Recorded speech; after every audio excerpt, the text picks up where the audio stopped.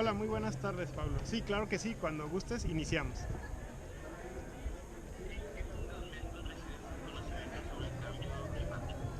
Bueno, en realidad los fundamentos se conocen ya desde hace varios años.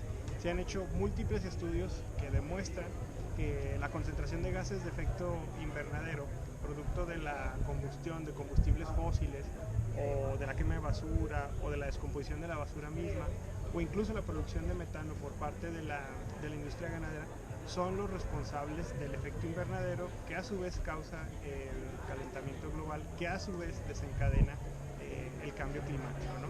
Entonces los fundamentos ahí están.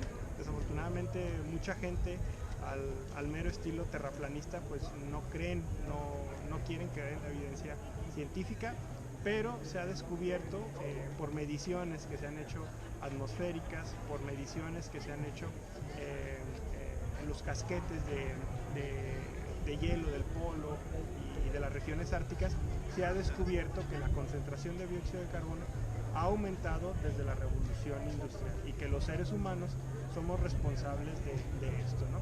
También hay que decirlo, hay fuentes naturales de contaminación, por así decirlo, como los volcanes, como los pantanos, etcétera, etcétera, que pueden llegar a producir tanto metano como dióxido de carbono.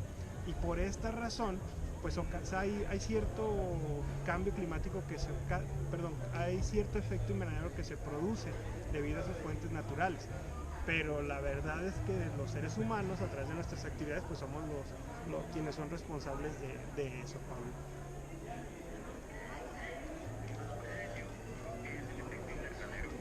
Muy bien.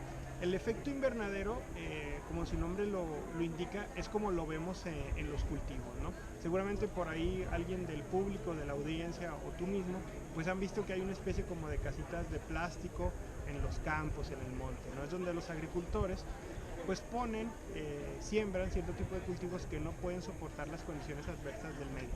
Y para que estén más calientitos aprovechamos la energía del sol. El efecto invernadero se da cuando los rayos del sol, en este caso particular de los invernaderos del campo, atraviesan las películas que están ahí, ya sea de cristal, de policarbonato o de algún plástico, y ya no pueden salir de adentro de la casita. Ese mismo efecto se da con nuestra atmósfera. Nuestra atmósfera rebota parte de los rayos solares hacia el espacio, otra parte entra, y esa parte que entra rebota ya sea en el agua, en la tierra o en alguna otra superficie de nuestro planeta, vuelve hacia arriba como si intentara salir al espacio. Una parte de ella sale, pero otra parte vuelve a rebotar hacia adentro, hacia la tierra. Entonces son pequeños rayitos que están pues continuamente rebotando adentro. Entonces aquí podemos hacer evidente algo: entre más gruesa sea la capa que recubre nuestro planeta, pues más difícilmente van a poder escapar estos rayos solares. Por eso debemos mantener la química de la atmósfera de cierto grosor, de cierto tamaño y sobre todo de cierta composición química, ¿no? Eso es el efecto invernadero. También hay que decirlo, cierto grado de efecto invernadero es bueno, porque gracias a eso pues nuestro planeta está calientito, no está frío como los planetas que no tienen atmósfera o que tienen atmósferas muy delgadas. Entonces eso también es importante pues recalcarlo, ¿no?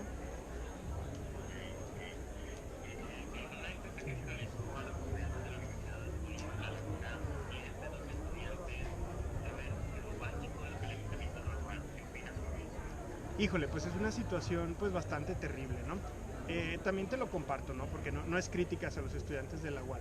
Básicamente todo el nivel universitario está en la misma situación, ¿no? Incluso la gente que se dedica a ciencia, pues normalmente tienen nociones muy básicas de esto, ¿no? ¿Por qué? Pues porque ha faltado difusión, porque nos hace falta que dentro de los programas analíticos, dentro de los temarios de biología, de ecología, de química, le dediquemos 1, 2, 3 semanas a que los muchachos entiendan la química, la física detrás del efecto invernadero y sobre todo sus consecuencias, ¿no? En realidad pues es un problema tanto de educación como de divulgación, ¿no? Pero pues te lo repito, es crítico. ¿Por qué? Pues porque ya no estamos hablando de que los jóvenes sean el futuro de México, del planeta. los jóvenes son el presente y por lo tanto deben ser quienes estén mejor documentados acerca pues, del cambio climático.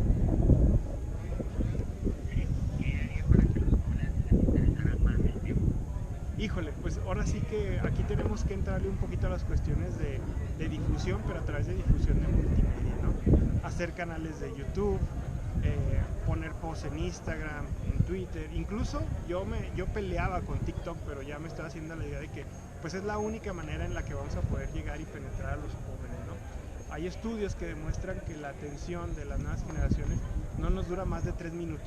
Si tú en 3 minutos no logras capturarlos, engancharlos, seducirlos con un tema, ya no lo hiciste, ¿no? Entonces, en vez de estar luchando contra el celular y contra las redes sociales, pues es un enemigo que no podemos vencer. Entonces, hay que sacarle provecho y ver qué cosas buenas podemos sacar de ahí, ¿no? Entonces, a mí lo que se me ocurre de entrada, pues es lo que te decía en la pregunta anterior, ¿no?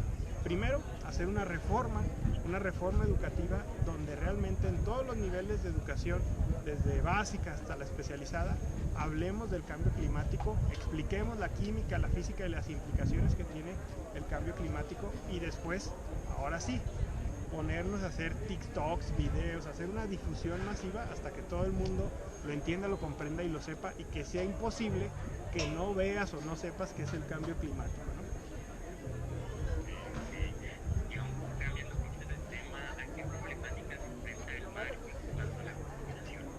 Híjole, es un problema muy grave, ¿no?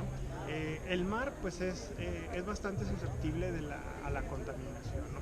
De entrada pues yo siempre les digo a mis estudiantes, ¿no? Este planeta al que llamamos Tierra pues en realidad debería llamarse agua, ¿no? Visto desde el espacio pues la superficie terrestre únicamente es un cuarto y los 3/4 partes restantes son agua. Entonces tenemos que cuidar el agua, ¿no? Entonces volviendo a tu pregunta, pues el océano se ve increíblemente afectado por el cambio climático, ¿no? ¿Por qué? El océano es el principal reservorio de dióxido de carbono. Y tú me dirás, bueno, pero es que no hay árboles en el mar.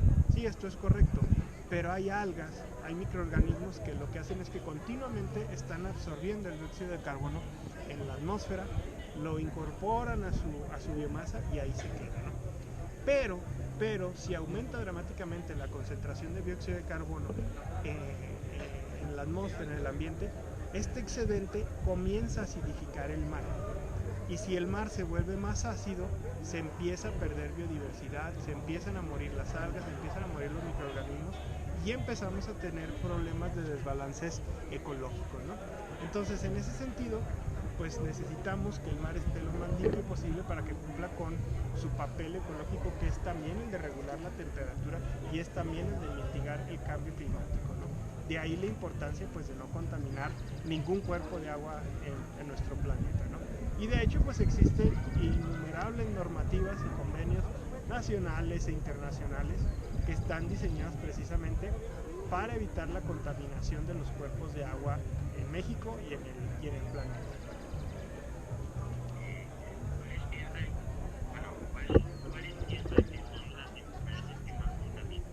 Híjole, pues hay muchísimas. Más bien habría que ponernos a investigar cuáles no contaminan, ¿no?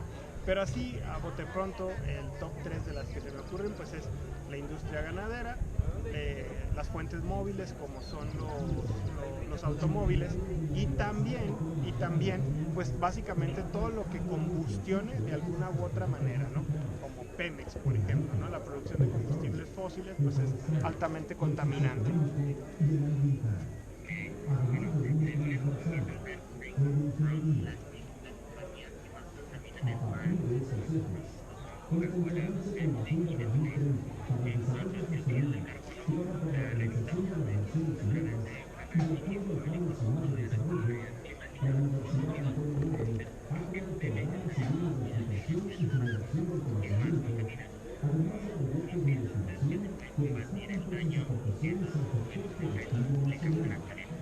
Híjole, pues va a estar muy difícil que de su propia voluntad cambien, ¿no? Y empiecen a poner procesos más amigables con el medio ambiente.